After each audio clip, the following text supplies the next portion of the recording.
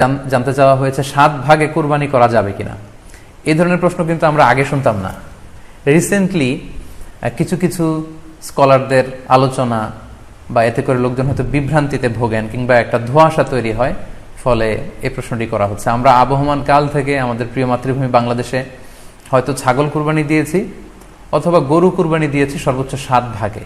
So এটা আমাদের সবার কাছে জানা ছিল, এ নিয়ে আগে সংশয় ছিল না। ইদানিংকালে অনেকের মধ্যে এই বিষয়ে সংশয় জেগেছে। কেউ কেউ বলে থাকেন যে ভাগে যদি কুরবানি দেওয়া হয় 7 জনে মিলে, গরুতে বা মহিষে বা উটে, এই ভাগে কুরবানি হবে না, এটা অনেকে বলে থাকেন। এই কথাটি আসলে ঠিক নয়।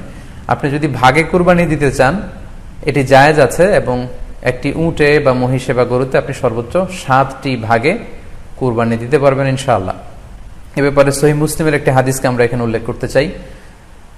সাইয়েদনা জাবের রাদিয়াল্লাহু তাআলা আনহু থেকে বর্ণিত, তিনি বলেন, ক্বালা হাজাজনা মা রাসূলিল্লাহি সাল্লাল্লাহু আলাইহি ওয়াসাল্লাম, আমরা আল্লাহ রাসূল সাল্লাল্লাহু আলাইহি ওয়াসাল্লামের সাথে হজ করেছি। ফানাহারনাল বাঈরা আন সাবআ, সেখানে আমরা উট কুরবানি দিয়েছি 7 জনের পক্ষ থেকে। ওয়াল বাকারাতা আন সাবআ, আর আমরা সেখানে গরু কুরবানি দিয়েছি 7 জনের পক্ষ থেকে। খুব সুস্পষ্ট, একটি উটে ওনারা 7 জন অংশগ্রহণ করতেন, একটি গরুতে 7 জন অংশগ্রহণ করতেন।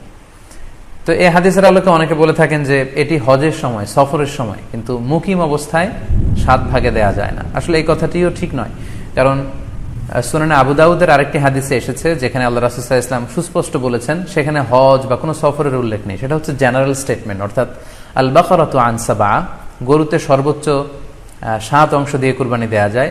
ওয়াল জাযুরু আন সাবআ, আর উটের ক্ষেত্রেও সর্বোচ্চ 7 অংশ দিয়ে কুরবানি দেয়া যায়। তো এই হাদিস, দ্বিতীয় যে হাদিসটি উল্লেখ করলাম, এটা হচ্ছে জেনারেল স্টেটমেন্ট।